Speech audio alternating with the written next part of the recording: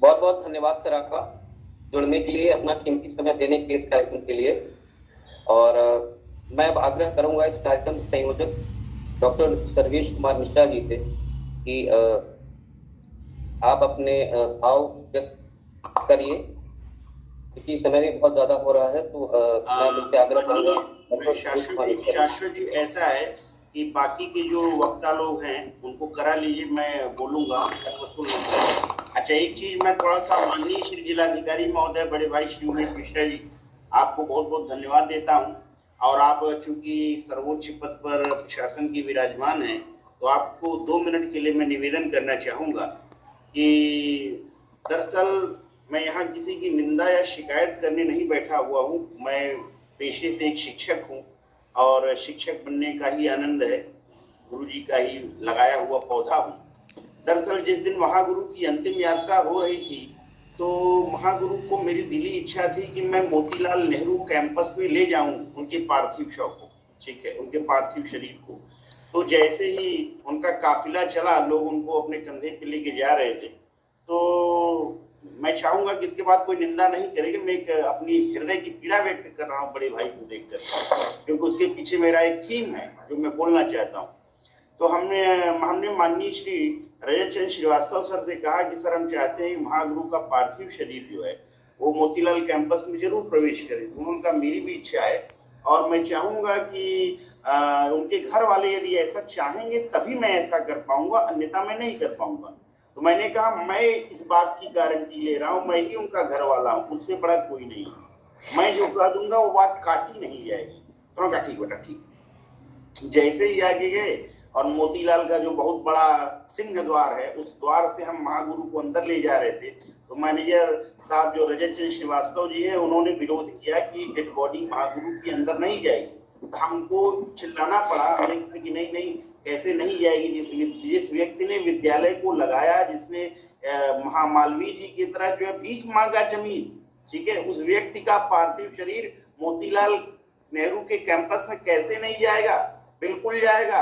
और उस समय जो है बहुत सारा गाजा बाजा बज रहा था, लोग सुन नहीं पा रहे थे। तो हमने फिर कहे प्रधान जी न जाए, अंदर न जाए। हम कहा नहीं जाएगा, कुशल प्रधान जी से भी हमने कहा अंदर जाएगा महागुरु का पार्थिव शरीर। फिर उसके बाद क्या हो, हमने अपने मित्र डॉक्टर विवेक शुक्ला को लगाया कि तुम थोड़ा सा शरीर से बलिष्ठ हो और आगे लगो, महागुरु को लेके अंदर जाना है। और फिर जो है जबरदस्ती, फिर भी वो मैनेजर साहब कह रहे हैं कि मेन गेट से बाहर ही, अंदर नहीं प्रवेश करने देना है। तो विवेक शुक्ला जबरदस्ती लेकर के महागुरु के पार्थिव शरीर को अंदर गए और उन्होंने जो है पार्थिव शरीर को प्रिंसिपल ऑफिस के बगल में रखा सब लोगों ने। तो कहने का आशय यह है कि जो व्यक्ति महागुरु के द्वारा ही मैनेजर बनाया गया, वो व्यक्ति मैनेजर बनने के बाद महागुरु का पार्थिव शरीर इसलिए अंदर नहीं प्रवेश करने दे रहा है, जहां तक कि मेरे विचारों की तरंगिणियां पहुंच पा रही है, शायद वो विद्यालय में कॉन्वेंट स्कूल खोल रहे हैं और उस कॉन्वेंट स्कूल में वो सोचे कि शुभ कार्य चल रहा है, या अशुभ कार्य कहाँ हो जाए, मुझे ऐसा लगा। तो इसलिए वो मना कर रहे हैं। हम अभी उनसे व्यस्त थे, हम पूछ नहीं पाए, अभी हम दिमाग को उलझाना नहीं चाहते थे। तो मेरा जो एजेंडा है वो ये है कि मैं चाहता हूं कि महागुरु ने चूंकि एक छोटे से परिसर को इतने बड़े कंपाउंड का रूप दिया, महागुरु की एक आदमकद प्रतिमा मोतीलाल नेहरू के कैंपस में लगनी चाहिए। उसमें मैं निजी रूप से जो आर्थिक योगदान दे सकता हूं वो दूंगा। किसी नेता के पास, किसी मंत्री के पास, किसी अथॉरिटी के पास हम चंदा मांगने नहीं जाएंगे अपने गुरु का मूर्ति बनाने के लिए। और जो मूर्ति बनेगी वो ऐसे ही आदमकद होगी जैसे पंडित जवाहरलाल नेहरू की प्रतिमा जेएनयू कैंपस में लगी हुई है। तो मैं एक तो ये चाहता हूं, क्योंकि अभी आप शायद मीटिंग लेफ्ट कर देंगे। दूसरी बात मैं जो चाहता हूं वो ये चाहता हूं भाई साहब कि महागुरु से संबंधित जितने भी लोग हैं, जिनके जो भी संस्मरण हैं, वो लोग अपने संस्मरण को लिख करके दें। महागुरु जी के नाम से एक बृहद ग्रंथ का जो है संपादन होना चाहिए, जो कि अच्छे से होना चाहिए, ताकि आने वाली पीढ़ियां ये बात ध्यान रख सकें कि महागुरु, वही आइंस्टाइन की एक लाइन याद आती है कि शायद आने वाली पीढ़ियां जो है ये यकीन न कर पाए कि हाड़ मांस का ऐसा लोथड़ा जो है भारत में रहा होगा। तो मैं भी इस यकीन के साथ आइंस्टीन की लाइन को दोहराना चाहूंगा कि शायद आने वाली पीढ़ियां इस बात को यकीन न कर पाए कि पंडित राम श्रवण मिश्रा महागुरु जैसा कोई व्यक्तित्व ऐसा रहा होगा जो कि इतने बड़े क्षेत्र को कायम किया, इतने बड़े साम्राज्य को कायम किया, इतने बड़े बड़े शिष्यों को कायम किया।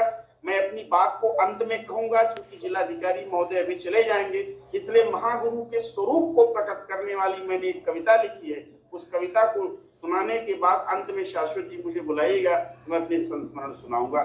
माननीय श्री उमेश मिश्रा जी, बड़े भाई हैं आप, आपसे हमारा यही दो निवेदन है कि इस मामले में यदि कोई विरोध करता है कि महागुरु की प्रतिमा अंदर नहीं लगेगी, क्योंकि यदि उनकी प्रतिमा लगेगी तो सारे प्रिंसिपल्स की प्रतिमा हमें वहां लगानी पड़ेगी, तो ऐसा नहीं है।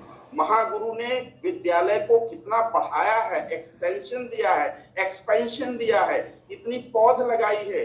सब प्रिंसिपल की तुलना महागुरु के व्यक्तित्व से करना अच्छी बात नहीं है, ठीक है। और उनकी प्रतिमा आदम कदे प्रतिमा, ये नहीं कि जैसे मैनेजर साहब की प्रतिमा गर्दन कटा हुआ सीने धड़ से रखा हुआ वैसी प्रतिमा को नहीं, आदम कदे प्रतिमा चाहिए कि जो कोई मोतीलाल नेहरू में प्रवेश करे वहां लगे कि ये महागुरु विद्यमान है, महागुरु की आत्मा वहां विद्यमान है।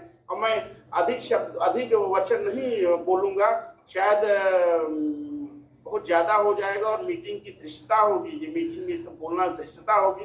मैं महागुरु के बारे में जो कविता लिखी है मैंने, मैं उस कविता को सुना करके, ताकि आप भी महागुरु के स्वरूप को समझ सके कि आखिर महागुरु का स्वरूप जो है कैसा है, कैसे महागुरु हमारे थे।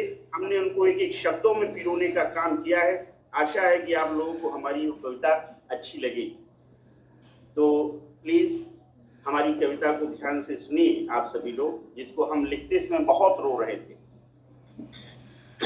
कविता का टाइटल है वे महागुरु अब कहाँ मिलेंगे। कविता का टाइटल है, शायद मैं स्क्रीन प्रेजेंट कर रहा हूँ, तो मैं स्क्रीन प्रेजेंट कर रहा हूँ, तो एक मिनट स्क्रीन पे आप लोग देखेंगे भी तो थोड़ा सा आप लोगों को अच्छा लगेगा। स्क्रीन पे भी देखिए इस कविता को, ये तो थोड़ा सा अच्छा रहेगा, बड़ा नहीं हो पाएगा शायद फिर भी आप लोग देख पा रहे हो। वे महागुरु अब कहाँ मिलेंगे, दिग दिगंत में जय जय जिसकी, दिग दिगंत में जय जय जिसकी, सबके मन में आस हो जिसकी, ज्ञान पुंज ही आभा जिसकी, सबके हृदय में लौ हो जिसकी, ऐसे सद्गुरु कहाँ मिलेंगे, वे महागुरु अब कहाँ मिलेंगे, ऐसे सद्गुरु कहाँ मिलेंगे, वे महागुरु अब कहाँ मिलेंगे। ये महागुरु शब्द मैंने महागुरु प्रिंसिपल साहब को दिया। उन दिनों में शक्तिमान बहुत देखता था, और शक्तिमान में जो शक्तिमान के जो सबसे बड़े गुरु थे वो उनको महागुरु के नाम से एड्रेस करते थे, मुकेश खन्ना जी। तो मैंने जब उन्हें महागुरु शब्द कहा तो उन्होंने कहा है महागुरु, अरे महागुरु का हम जनक कनो महापात्र ही अच्छा नहीं लगता, ये महागुरु का महापात्र महाब्राह्मण, वैसे महागुरु हमका नहीं गुरुदेव। वो शक्तिमान जो आता है तो बहुत बड़े हमारे मुकेश खन्ना जी आइडियल नजर आते हैं, वो अपने गुरु को महागुरु एड्रेस करते हैं, इसलिए हम आपको महागुरु कह रहे हैं। हमने 2003 उनमें महागुरु शब्द उन्हें कहा, तो तब से सब लोग उनको महागुरु ही एड्रेस करते हैं। तो दिग दिगंत में जय जय जिसकी, सबके मन में आस हो जिसकी, ज्ञान पुंज ही आभा जिसकी, सबके हृदय में लौ हो जिसकी, ऐसे सद्गुरु कहाँ मिलेंगे, वे महागुरु अब कहाँ मिलेंगे, वे महागुरु अब कहाँ मिलेंगे। मुझे आशा ही नहीं, पूर्ण विश्वास है कि 13वीं तक एक नई कविता आएगी और महागुरु मुझे बताएंगे कि सर्वेश मैं तुम्हें कहाँ मिलूंगा। सिंह चाल सी चाल थी जिसकी, चहु और जयकार थी जिसकी, सिंह चाल सी चाल थी जिसकी, चहु और जयकार थी जिसकी, सूर्य प्रभा सी प्रभा थी जिसकी, तुल्य वशिष्ठ उपासना जिसकी, तुल्य वशिष्ठ उपासना जिसकी, ऐसे सद्गुरु कहाँ मिलेंगे, वे महागुरु अब कहाँ मिलेंगे, ऐसे सद्गुरु कहाँ मिलेंगे, वे महागुरु अब कहाँ मिलेंगे। शत्रु मित्र में भेद न करते, राम नाम की माला जपते, शत्रु मित्र में भेद न करते, राम नाम की माला जपते, शिष्यों के दुखों को जो हरते, मानस का पारायण करते, शिष्यों के दुखों को हरते, मानस का पारायण करते, ऐसे सद्गुरु कहाँ मिलेंगे, वे महागुरु अब कहाँ मिलेंगे, ऐसे सद्गुरु कहाँ मिलेंगे, वे महागुरु अब कहाँ मिलेंगे। सुबह सुबह छात्रों को जगाते, रात रात भर उन्हें पढ़ाते, फीस गरीबों की जो भरते, दुष्टों से जो कभी न डरते, ऐसे सद्गुरु कहाँ मिलेंगे, वे महा